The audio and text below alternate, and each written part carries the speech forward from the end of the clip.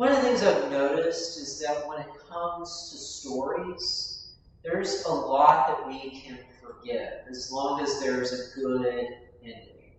It often seems whether we're reading something or watching something, however it is that we're hearing the story, that as long as the ending's good, we tend to be okay with anything else that may happen.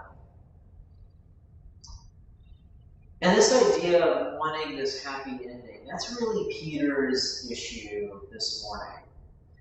Because Jesus is starting to talk about how things are going to end.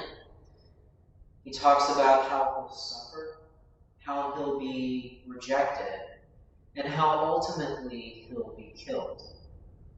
Now, of course, he will rise on the third day, but he has to endure all this awfulness and even death first.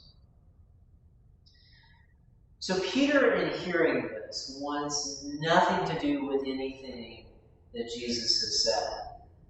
In his mind, this idea of suffering and death, that's not how things are supposed to go. That's not how the story is supposed to end. So he goes up to Jesus and he basically says, you can't say things like that. And then Jesus gives Peter that famous line, get behind me, Satan. Now, Jesus' words may seem harsh, but they're not. Because Peter has assumed that he knows what's best. Peter assumed that he knows how it is that God acts. Peter assumed that he knew what it took to be a follower of Jesus. Peter has also assumed that walking with Jesus means winning all the time, that it only means good things. But that's not what following Jesus means at all. Following Jesus means telling the truth, even when it seems like no one is listening to us. Following Jesus means suffering at the hands of the world, because the world cannot stand that we refuse to serve it and instead serve God. Following Jesus means losing, at least in the eyes of the world.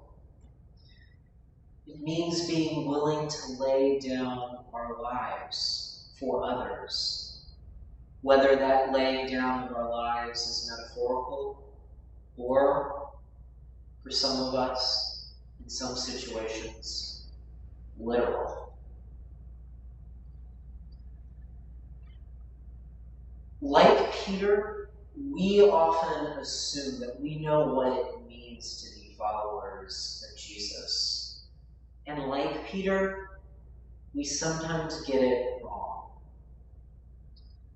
So take a look back at yourselves. Take a look at your own thoughts. If you, like Peter, find yourselves making the wrong assumptions about what it means to follow Jesus, this is your wake-up call.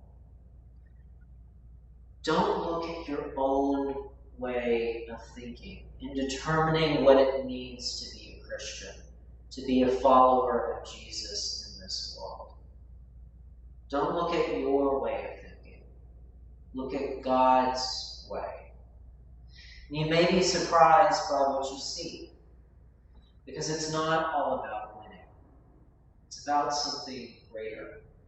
It's about leading others to Christ Jesus. Leading others to Jesus, who then helps us and brings us to a place of salvation and hope.